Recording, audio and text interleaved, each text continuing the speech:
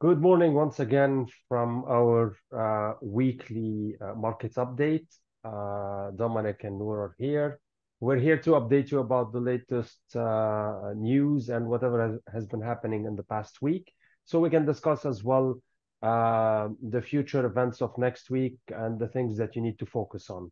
Nour, I think the most important events that we've seen this week are related to the central banks. We've seen SNB decrease the rate yesterday. Yeah. UK did not interfere, and we've seen the reaction of the market eventually on every interference. We've seen the gold moving based on that. So we're gonna take every event alone. So let's start at the beginning with the SNB because that's the second time they interfere in this market. I mean, the Swiss National Bank cannot live without any surprises, I feel. Yeah. But they just keep surprising us.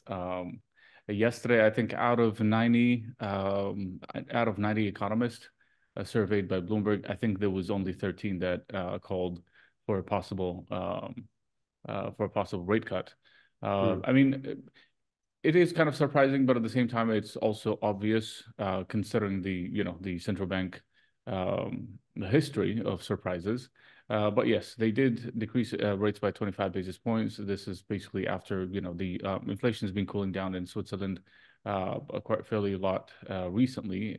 We're still far away from the objectives when it comes to the core. Just like it is the same case as what's happening also in the UK. Inflation is at 2%, but the core inflation is still at 3.5%. So at the same time, I think they did not mention this in they didn't mention the following in the statement, which is they intervened also not to or the cut rates basically in order to stop the Swiss franc from strengthening further, because over the past few weeks we've seen the dollar franc going below almost 88, and this is something they don't want to see at least on the short term. So I think most of the central banks will follow, even in the US, despite the fact that the Federal Reserve is expecting only one rate cut, but the data is telling us otherwise. Well, yeah, but if you can take a look at the chart of the dollar Swiss on the Swissy, you can see that for the past 5 weeks we've been going down, and the thing didn't change. Although the market did go up yesterday or between yesterday and today 100 pips, but that's not significant. We're still within the same trend. The channel down didn't break yet until now, at least. So Well, at let's least for keep the an time eye on being, but this, and we'll. they didn't want to see like even more. I mean, if you zoom out a little bit for dollar franc, it's basically within the same range since May Yeah. 2023. So it's been a year. But I mean, barely we saw like a little bit of a strength maybe at the beginning in January, all the way down to 83 almost. But other than that, I think Yeah, just because we've they were seen a big kind of dip, and then the market started going up yeah since December last year, or since January this year. yeah We've been moving up. This is the first correction in the past 5 weeks. yeah. 5 weeks. So But still trending and still trading within the two moving averages. So I think didn't yeah, change a despite this lot of rally. the view of the trend, technically at least. Despite this rally, yes, I wouldn't say the trend has changed to the upside. It's still far away from changing its trend. Yeah, exactly. That's Yep. that's what I wanted to tell the audience. Like, be careful. Still didn't change much, so don't jump into it too quickly. Wait for a proper breakout. Yep. Um, all right, so let's move to the UK. We've seen that inflation went down almost to 2%, and they're happy about it. But as discussed actually before, the central bank's main goal is maintain low rate on inflation and at the same time create more jobs. And we're not there yet. And central banks are telling us that we are not comfortable to cut the rates, even if it's in the UK, even if it's in the US, or anywhere around the world. Okay, we've seen a couple of jumpers like the Swiss National Bank, and we've seen Canada, and maybe the UK did interfere once so far, but still. they're not comfortable to continue. I'm sorry, not the UK. ECB did interfere as well, but they're not comfortable to continue and to do more cuts. And cable, we've seen the reaction of cable. It went down for a few pips, but still maintaining the major support and above the moving averages on the daily chart. We're trading above the 126.50 until now. So that's a strong support that we have for the week. And the closing of the weekly, eventually, if it's below the 50, that's going to be a negative indication for cable. Can you tell us a little bit about S&P, Dow Jones, and Nasdaq? Because we've seen Dow Jones for the week. It's been going sideways. I don't know. I believe that basically Dow Jones is the main driver of a real economy. The rest is a bit more into trading or doing trades, not investments. You know what I mean? So eventually we're seeing clients jumping or investors jumping into some opportunities, especially with the AI interest at the moment. So Nasdaq is flying high and S&P as well. But Dow Jones is still maintaining a certain level.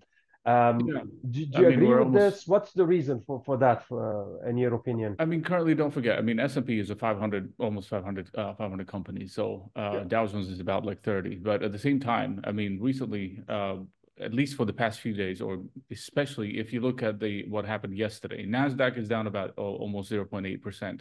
But S&P also lost about at some point during the session, we lost about also 0.5%. But on the other hand, we had Dow Jones going up, basically closing the day at 0.7%. This is called a rotation.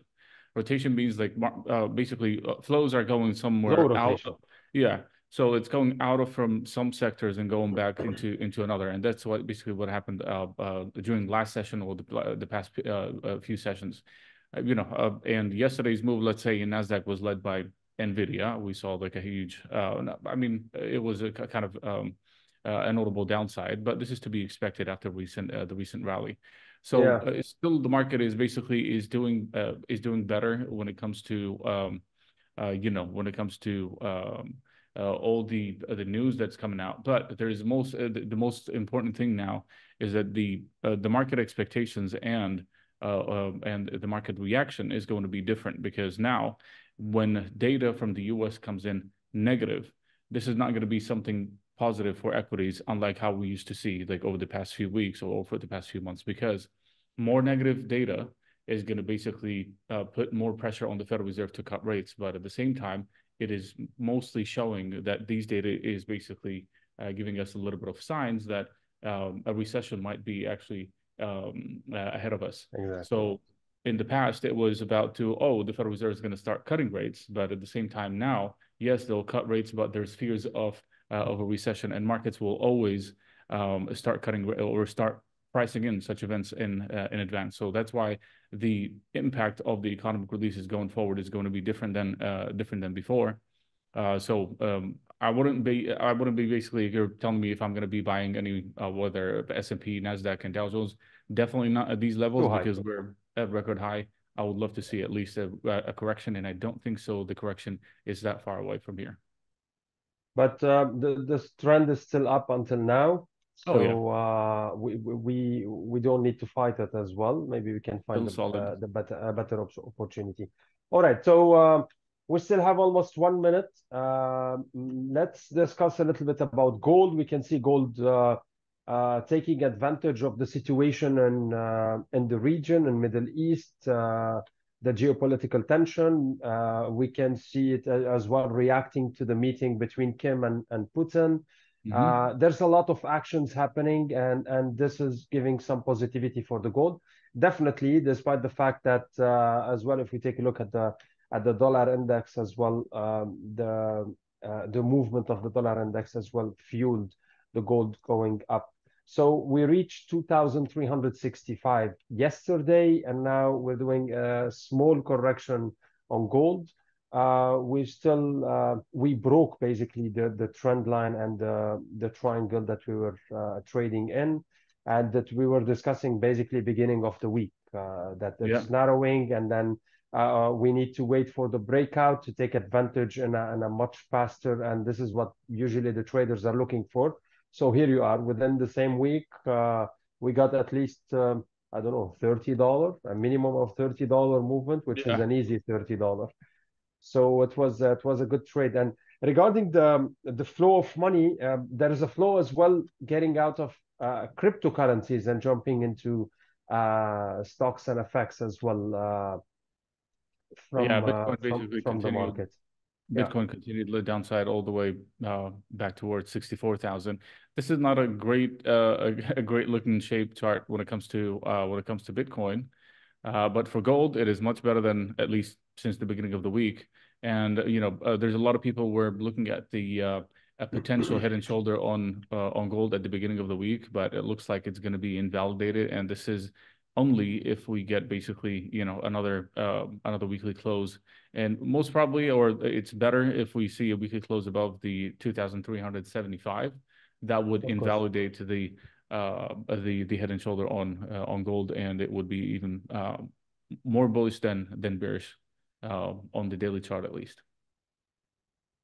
Great. So guys, keep an eye on the manufacturing PMI in Germany, France, and the flash manufacturing PMI for the euro, the same for the GBP. These are events happening today, plus the USD. So this will create some volatility in the market. Make sure that you are protected properly, and we'll see you on Monday. Yep, we'll see you on Monday.